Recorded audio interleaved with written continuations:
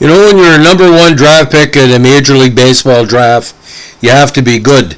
And this guy had a good career, although he didn't reach the heights that some people thought he would. He had a decent 1990s after a very successful college career that included time for the LSU varsity basketball side. Now, Ben McDonald, a big drink of water, 6'7". He was a collegiate star at LSU for a number of years, who also, again, played varsity basketball there.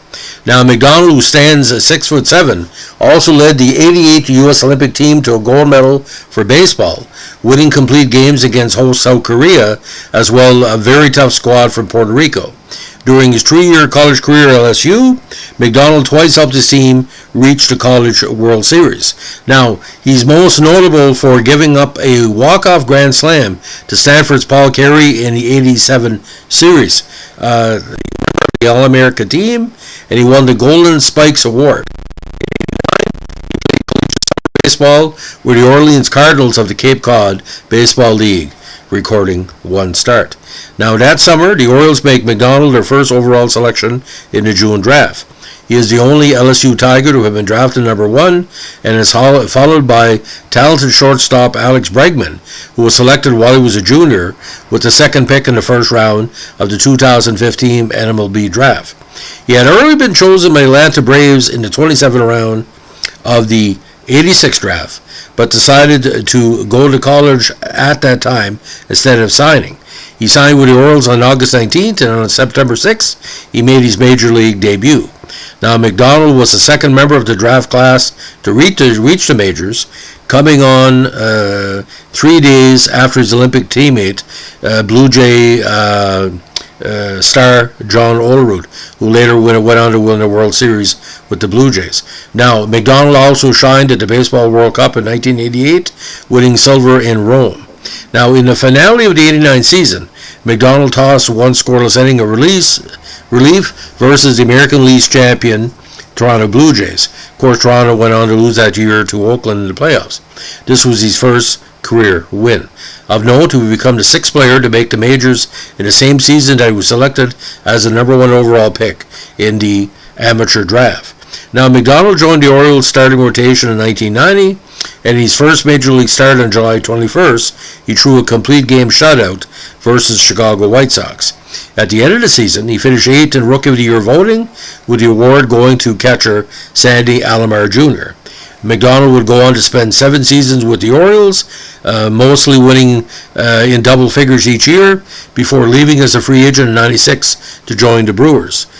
He never led his league in a major category, but he ranked among the top 10 at various times in complete games, wins, ERA, WHIP, and strikeouts. McDonald was the first number 1 draft pick to win his first 3 starts in Major League history, a feat which has been equaled by Garrett Cole. Now, while with the Brewers, McDonald began to encounter shoulder problems and caused him to miss part of the '97 season. He was traded to the Indians that off year in a deal that brought Marquise Grissom and Jeff Juden to Milwaukee in exchange for him, Mike Fetters, and Ron Vallone. McDonald unfortunately would never pitch for the Indians, as an operation to repair his rotator cuff on February 26, '98 proved unsuccessful. He was ultimately forced to retire, and the Brewers sent Mark Watson to Cleveland to resolve their obligation in the matter. McDonald ended his career with a 78-70 record, 894 strikeouts, and a solid 3.9 ERA in 1,291 1/3 innings pitched.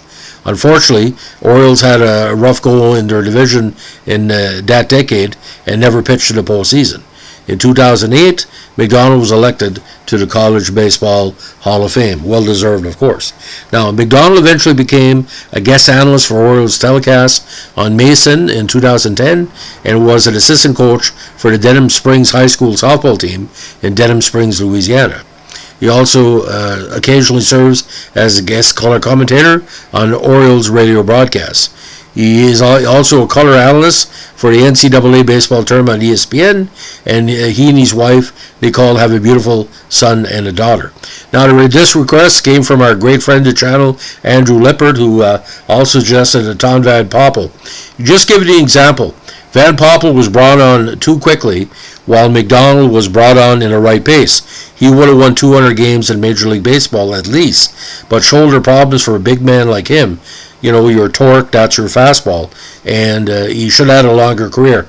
But I saw McDonald pitch against the Blue Jays. Boys, he had good movement on his ball, and anybody can win 12 to 15 games a season like he did was going to have a long career. Like I said, major injuries do occur in baseball, and it happens to us all.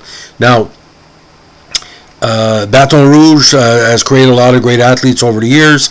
The Cajun region of the States is well known for determination. I would like to see him if he would have played like, not say minor pro basketball, but in some kind of, universiad or Olympic capacity. It would have been quite interesting.